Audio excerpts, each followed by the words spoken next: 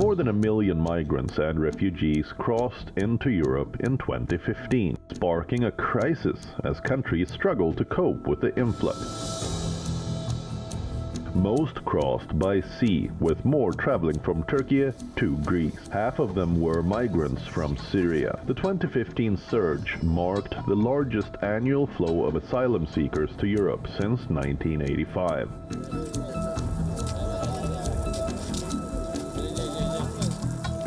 A record 1.3 million migrants applied for asylum in the 28 member states of the European Union, Norway and Switzerland in 2015.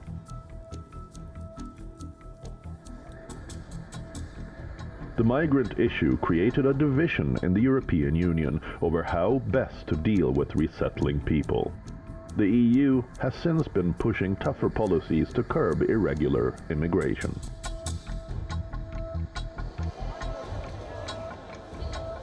Irregular immigration into the European Union rose by 1/10 in the first half of 2023 compared to a year ago, with Mediterranean routes accounting for most of the arrivals. As of 25th of September 2023, the total migration flow to Europe was 199,691, whereas in 2020 it was 99,907. Let's take a look at some of the countries in Europe and the US that are facing the migrant crisis.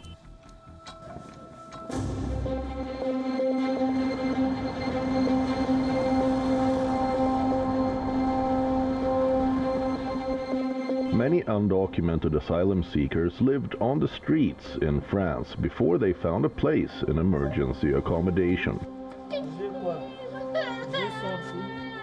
In Lille, France, Alseni Diallo, an asylum seeker from the Republic of Guinea, sometimes gives in to despair.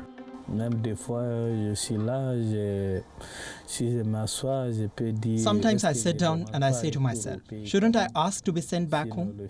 I've never lived like the situation I'm experiencing now, staying idle without work, without money. If you don't beg, if you don't ask someone, you cannot get anything. It's a bit hard.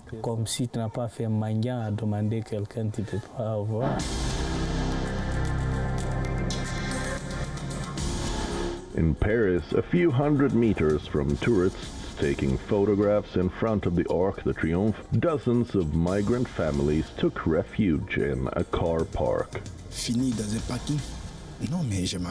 I have my wife here who is pregnant, so I can't sleep outside with her. The only thing we can hope is that the French government makes an effort for the homeless, because we see children being born. There are plenty of children among us. They should make an effort regardless of the difficulties. They should think of the children, because sooner or later, they will also be a part of the French community.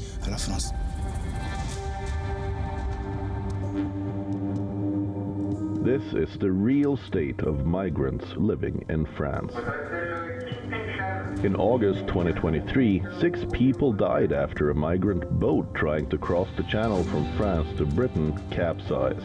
France and the UK saved nearly 60 migrants and brought them to French or British shores. The channel between France and Britain is one of the world's busiest shipping lanes, and currents are strong, making the crossing on small boats dangerous.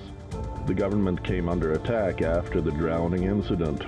If more tragedies like this one are to be averted, the French also have an ethical duty.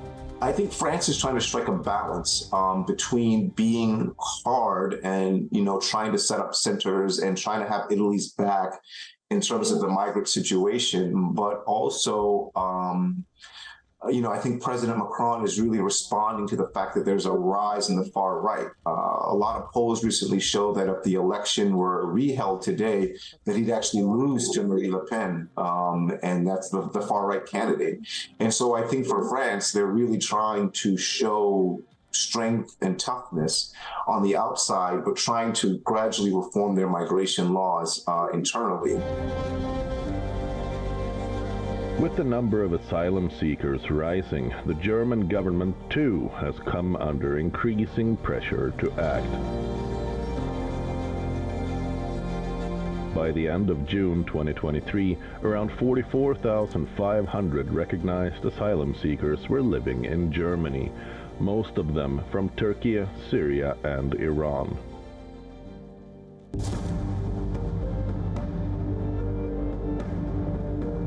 Immigration has become a major issue in German politics in recent months. In late September, the German government announced that it was strengthening controls along its border with Poland and the Czech Republic.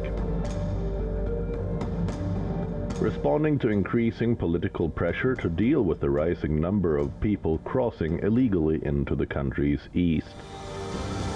What we're seeing in Germany and in the United States is just because there's a lack of leadership and because they have this vacuum of leadership, they're both trying to get tough on the border, quote unquote, but it's a facade and it's fake. And what people are still seeing is all these migrants flowing into the country. And so what those checks might be, it's hard to say, but whatever those checks might be, it's not a substitute for actual leadership on migration, whether it's in Germany, France, the United States, or any country.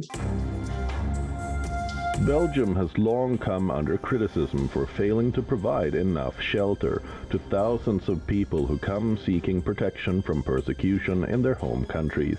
In March this year, dozens of people braved the cold and slept in tents in Brussels as the asylum crisis took hold. For now, it's really hard to explain because this is not what I was expecting. Coming in Europe to come and sleeping outside of the street, that was not my expectation. Just that we don't have any option unless we accept it for now, and we are bleeding to the governments to help us to get to the place where we deserve it. Asylum seekers come from Afghanistan, Sub-Saharan Africa, Eritrea, Palestinian territories and Syria. Long lines of tents in Brussels have become a stain on Belgium's reputation. The migration issue is gaining momentum. On the 4th of October, in a new development, the EU countries have agreed on new rules to manage future migration crises.